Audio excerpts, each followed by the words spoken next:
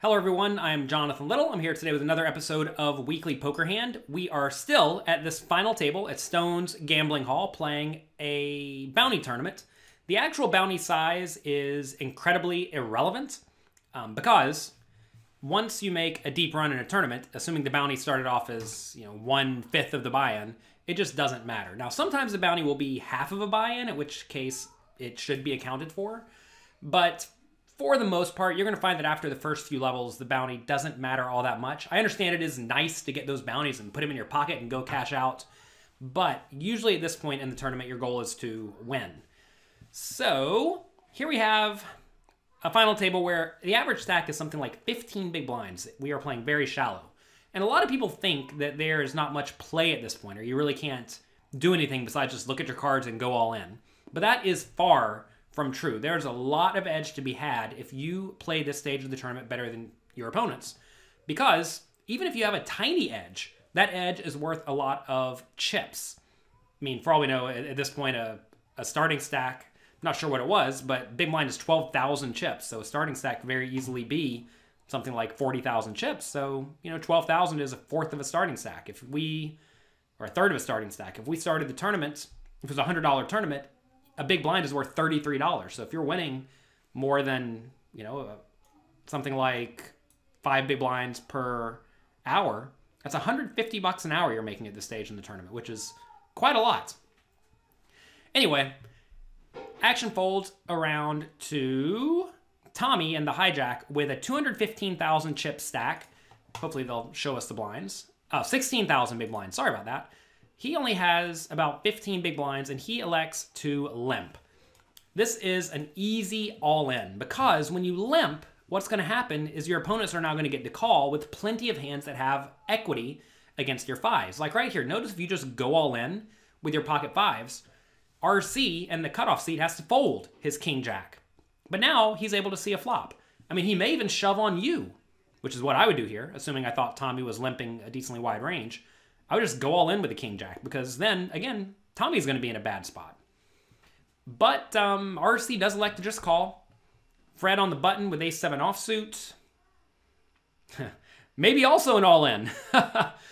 This is a bit of a weaker hand than king-jack, because king-jack very often has 2 big cards if one of the opponents is trapping with something like pocket tens. So I'm okay with that fold with ace-7, but even then, if you know your opponents like to limp with all sorts of marginal hands, the idea of folding that, ace-7 could be a fine shove. So far, I would have just gone all in if I was any of those 3 players. Folds around to a guy named 11001. He folds 10-2 offsuit, which is fine. And then Sue, in the big blind, decides to check ace-9. This is another spot where I would definitely be all in. So it may seem a little bit aggressive to say that, ace-7 may not be an all in, but an ace-9 easily is.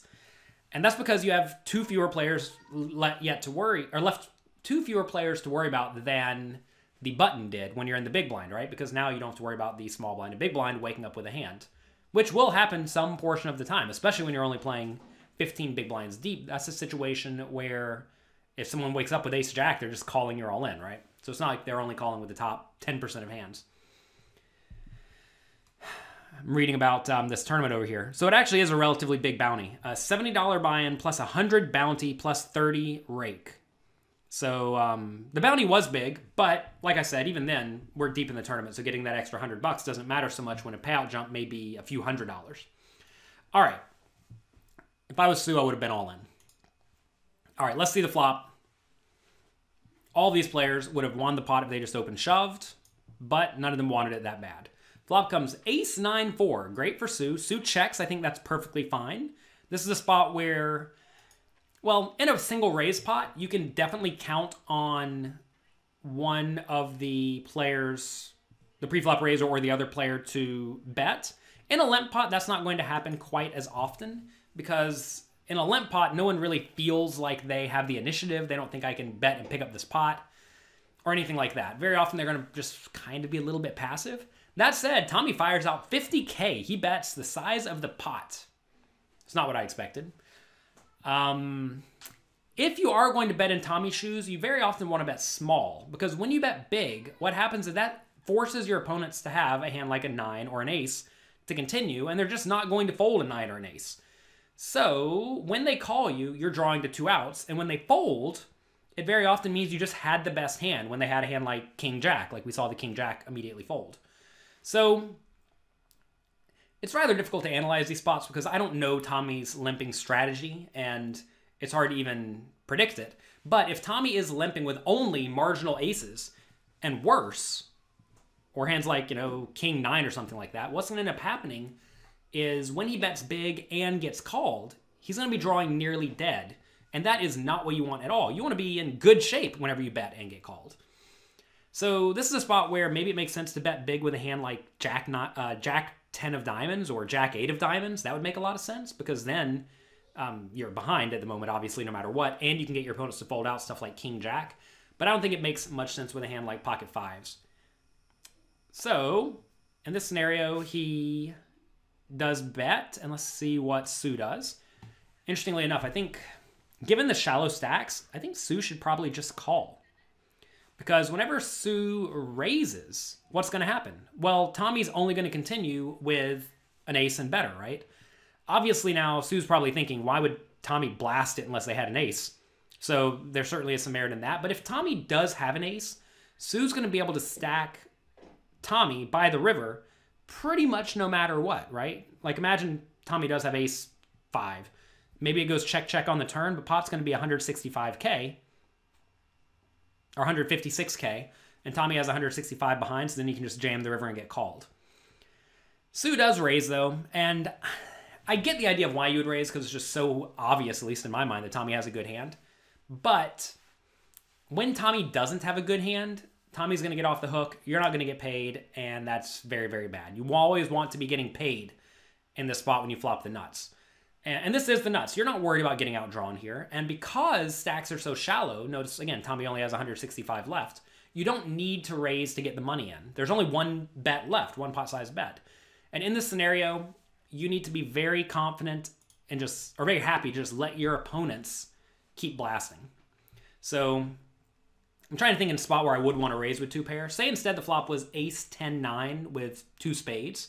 Then it may make sense to raise with a hand like ace 9 because at that point, your opponent's going to have lots of equity with all his random draws, like, say, the 2 spade draws or even queen jack type hands.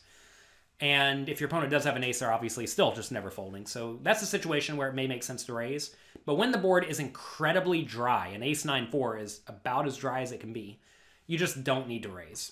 So this is a fun hand. Pre-flop, I actually think every single player with the pocket 5s, the king jack, the ace 7, and the ace 9 all should have just open shoved pre-flop. Instead, they took this very passive line, and Tommy, who had the first option to just jam, would have won this pot if he just open shoved. Maybe Sue decides to call for the 11 big blind stack. Or no, it was more than 11 big blinds. It was 15 big blinds.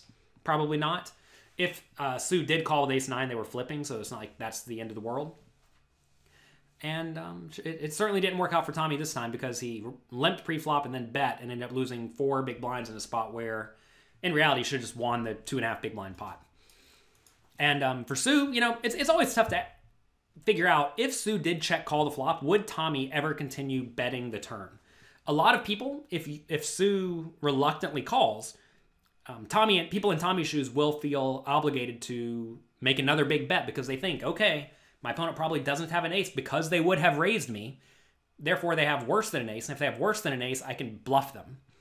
And if you're playing against someone who really reads into your betting line like that, then you definitely don't want to raise. Now, it's a little bit silly to say that people always raise with an ace because obviously they don't. Do not get in your head that that's what people do.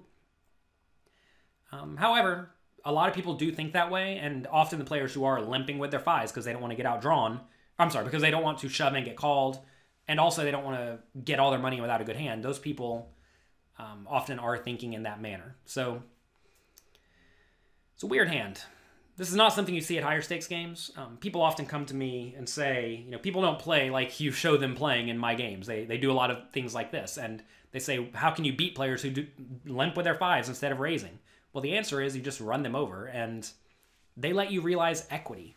It is so detrimental for these 5s here to let king jack and ace 9 see the flop when they both would have just folded pre-flop. So it makes the game easier when your opponents play a passive strategy or when they play lots of random hands. It does not make the game more difficult. Do not think that just because your opponents will show up with random hands that it makes your game tough.